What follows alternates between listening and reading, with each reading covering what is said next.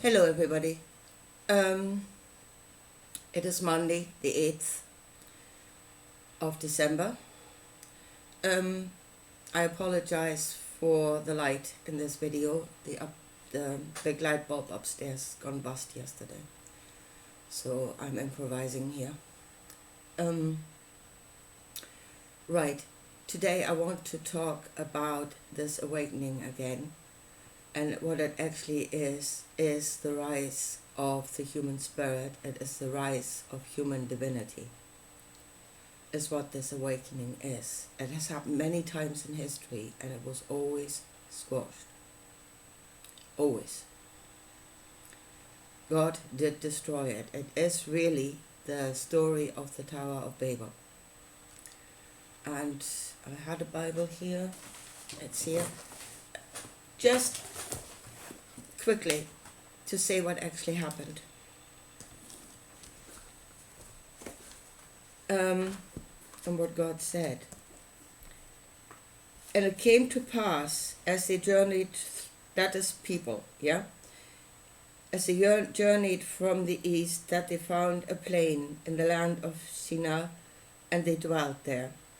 And they said to one another, Go to, let us make brick and burn them thoroughly. And they had brick for stone, and slime had they for mortar. And they said, Go to, let us build us a city and a tower, whose top may reach into the heaven, and let us make us a name, lest we be scattered abroad upon the first face of the earth. And the Lord came down. See, he actually had to go there to have a look. I don't think he was omnipotent, or omnipresent for that matter. Anyway, and the Lord came down to see the city and the tower which the children of man built. And the Lord said, Behold, the people is one, and they have all one language, and this they begin to do, and now nothing will restrain them. And now nothing will be restrained from them, which they have imagined to do. Go to, let us go down, and there confound their language, that they may not understand one another's speech. And he scattered the people across the earth. So man was building something to make a name for himself. They were as one. They had come together. And God destroyed it. God destroyed the endeavors of man. And they're doing it over and over and over again every time we rise. They beat us down. Right now we're still in the confusion. We really are in the confusion. We do not see where the enemy actually is. I want to show you where it is. The enemy is God. God is the enemy of man.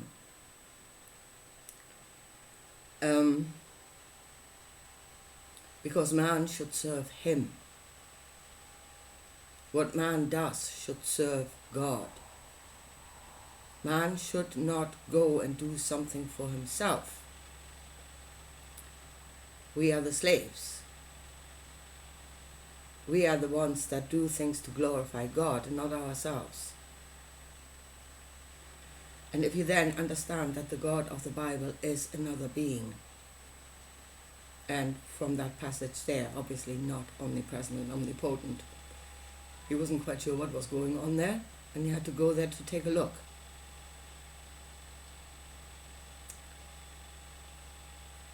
Then you see that we are in slavery to other beings. Now, I was watching a video yesterday, and it is strange what is going on at the moment.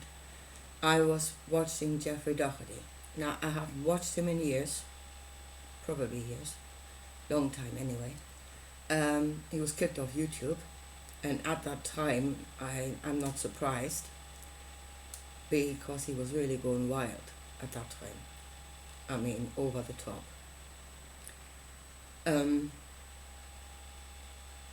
But he has returned, and apparently he's a lot more focused now than he used to be. I was really impressed with that video. And he spoke, funnily enough, exactly about what I was mentioning the other day. And that is the founding fathers of America, and I want to talk about that today.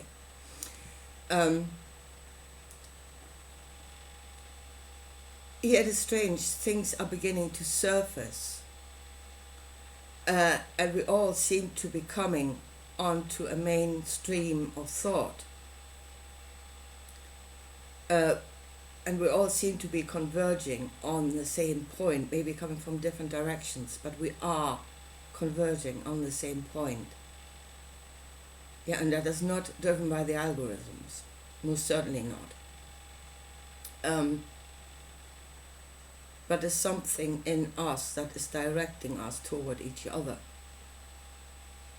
That's what I believe. So, right, so he spoke about the founding of America. And there was actually the rise of the human spirit that is now being totally destroyed, again, by the gods. What I said in the video, my video, and what Jeffrey Daugherty also said was, America was never founded as a Christian nation. The founders of America were not Christians, they were free thinkers. And they were building a land of the free. Christians are in servitude to their God. They're not free. Yeah, they have no freedom of speech. They have no freedom of thought. They are not allowed to allow thoughts of others that are different from their own. They must go up against it in service to their God. That is bondage. So, and I can kind of picture it, coming from the old world, coming from Europe, that was firmly in the grip of the two heads, the two wings, by which God rules over man. And that is priesthood, religion, and kingship, monarchy. So they left that world of priesthood and kingship that ruled over the people to come into a new land,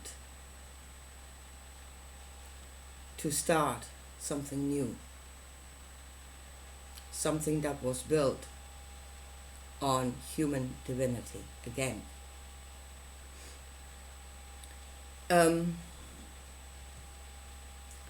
So what came from what Jeffrey Daugherty said, and he's probably right, it was not just one group. Illuminati was there, Freemasons, probably alchemists, all different pathways of discovery of self, the divinity within. And they will lead to different outcomes. They will show you different things. They are different questions being asked, and therefore you're getting different answers. It's not all one thing.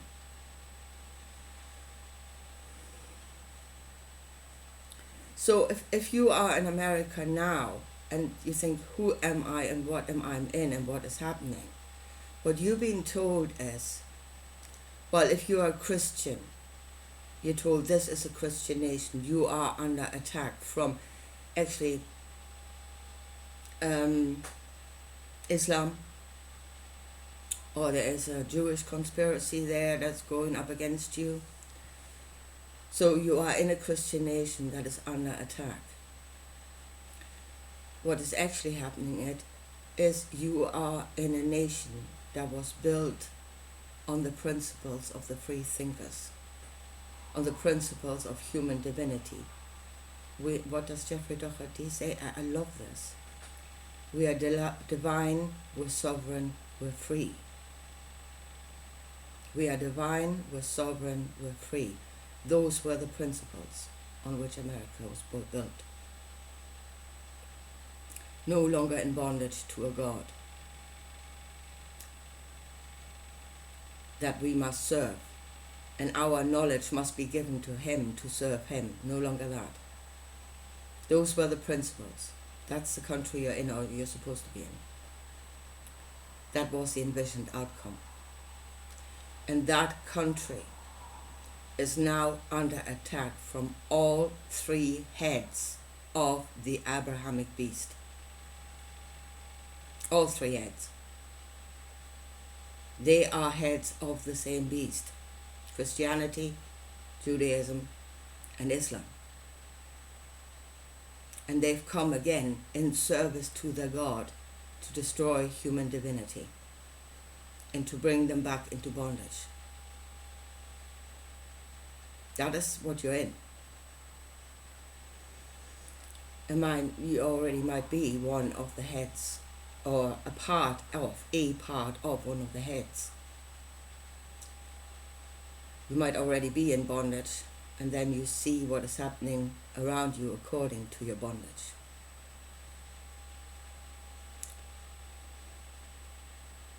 Now, what should happen now? What should happen with the rise of this human spirit? I mean, a lot of it is about judgment, about how the knowledge that rises within us, that is illuminated, should be used. See, Jeffrey Daugherty said, and there's the one point I totally disagree with him. He said, the free thinkers, the illuminated ones, should rule America. They should be the rulers. They were the founders, they should be the rulers.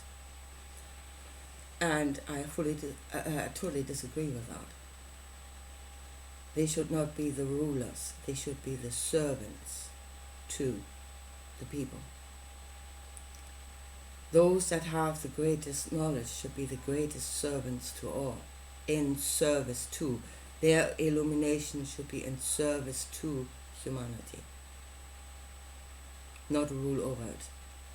Because if we go to knowledge is given to rule over, we're back at the old gods, which is exactly what we're trying to get away from. So then in going their way, we are becoming them. Yeah, God makes man in His own image. And we don't want to become that. We didn't want to be ruled over by them, and then we most certainly shouldn't become them, because then we just start the next circle with the oppressors being ourselves. So in service to humanity, not to rule over.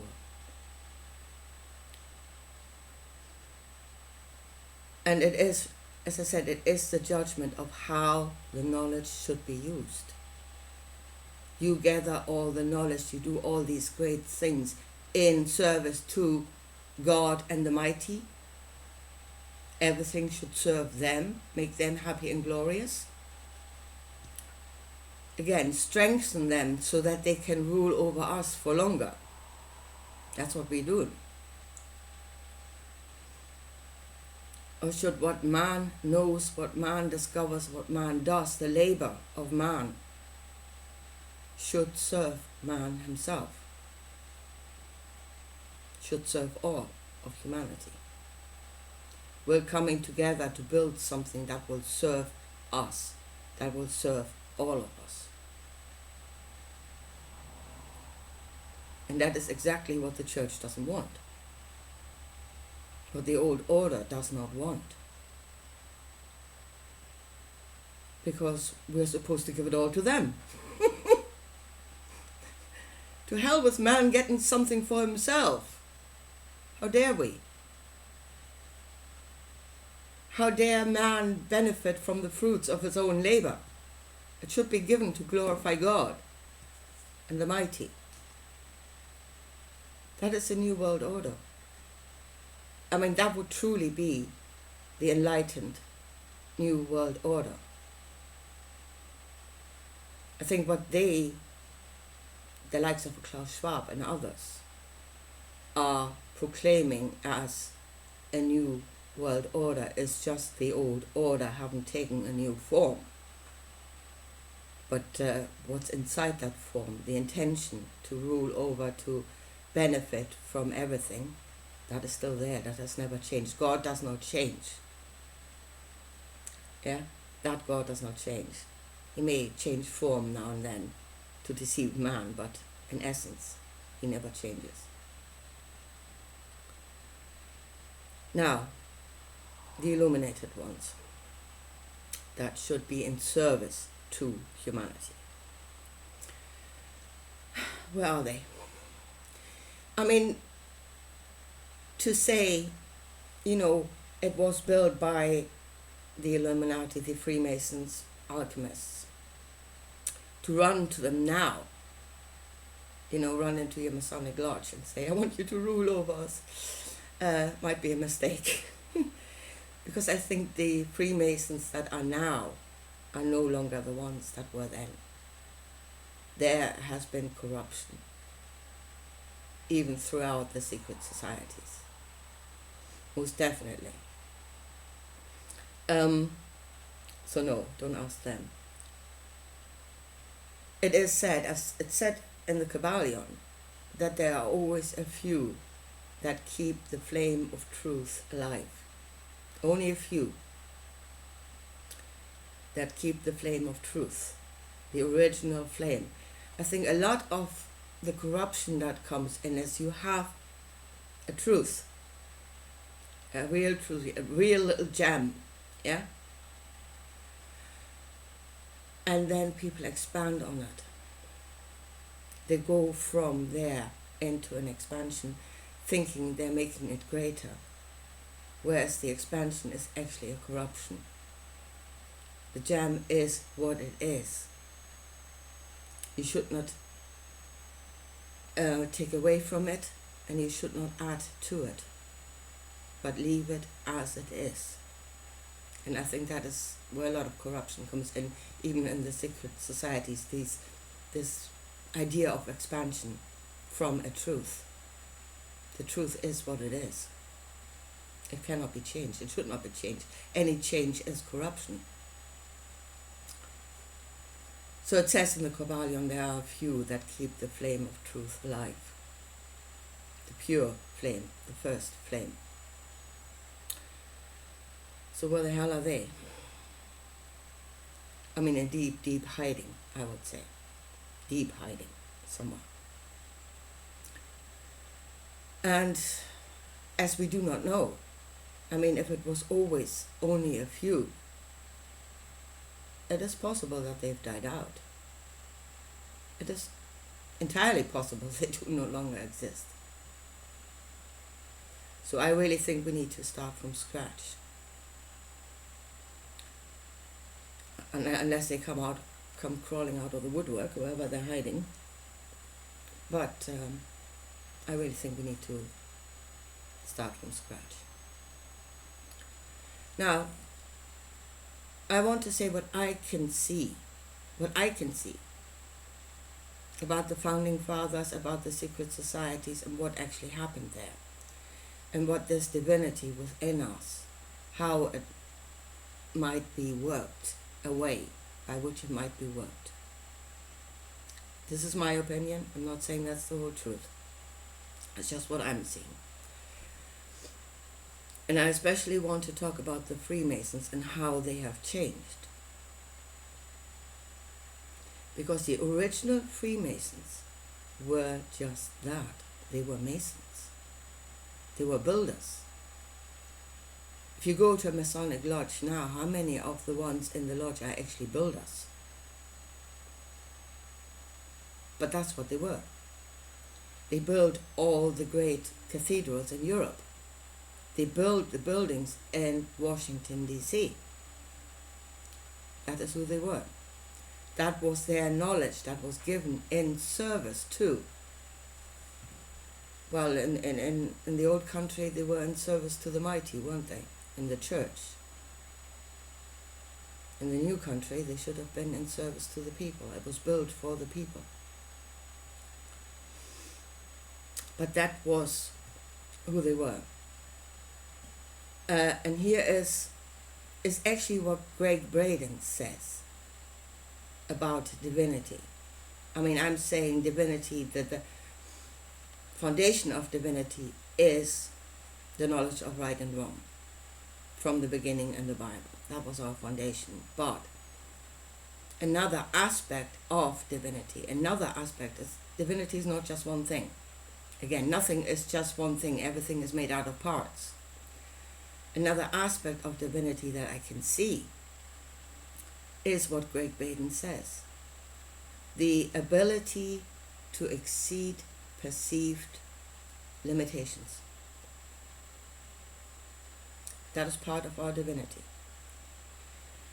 So the Freemasons, the Masons, in what they built, they were divinely inspired, and they exceeded. They went beyond what other ordinary humans could have built. Again, when you look at the Tower of Babel, I would say they were the original Freemasons, because the divinity, the light within themselves, expressed itself, in building a building. It gave to the intention of building, and they exceeded beyond the expectations. See, the Freemasons today, I think they have expanded into other fields, or thinking, so quite often happens, if somebody is good at one thing, they suddenly think they know it all, which is not the case. You're good at one thing, stick to that thing, stick to what you're doing, and become divinely inspired in it, and do it in service to humanity, in service to yourself and to all. So that's what I can see at the moment about the divine spark within, the light within, that gives to whatever we can imagine our endeavor to do, and nothing will be prevented us. And there were many in this world that were, I would say, divinely inspired, again, from within, not from out there, from within. Mozart, it expressed itself in music. Freemasons, it expressed itself in buildings. That is what they were doing. I have the story here of the film The Man Who Knew Infinity, which is a fascinating story of this guy in India, Ramanujan, who was a math genius without any formal education, divinely inspired. It expressed itself in math, in formulas, in equations.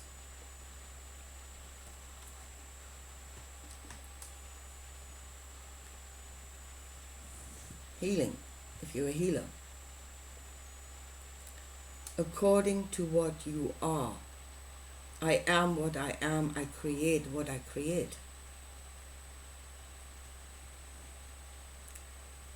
Given to by the light within, to make it greater than just solid doing. Matter, not just in matter, but matter and spirit combined to build greater. So if we look for the divinity within, we need to give it a works. We need to give that energy, that light, the divinity within, we need to give it something to do, something to create, something to give to. And then those that can do that in any field.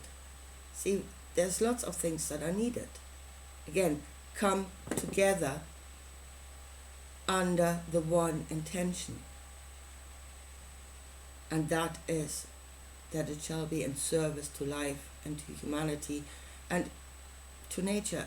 Do no harm. Do no harm to that which is around you. They are also part of this world.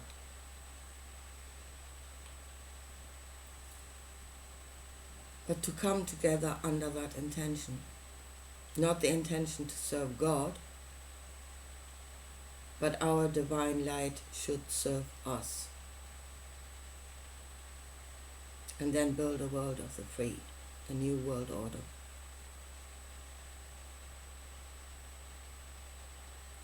According to man, built by man, according to man, for man. And get rid of the gods. They're parasites, they're leeches. They live off your energy, your works, your knowledge for themselves. Get rid of them. Parasites. Anyway, here I leave it at that for today. I try to remember. I want to leave the link to that one Jeffrey Daugherty video in my description box. It was extremely good. I'm not saying I agree with everything he's saying. I don't. I said I've already have disagreed on some points. But it's still a very good video and it's worth watching. Okay, folks, I leave it at that for today. And I talk to you again soon. Bye.